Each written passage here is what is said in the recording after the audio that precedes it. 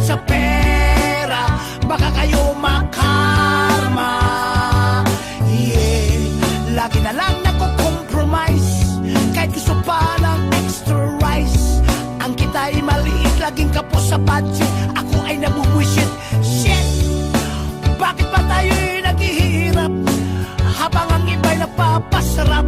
Kahit anong sikap hanggat may mga kurap na ang business nila ay crime.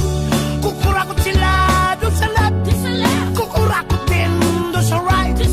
Magdasal tayo, bangungutin sila tonight. Kawatan ng money, money, money.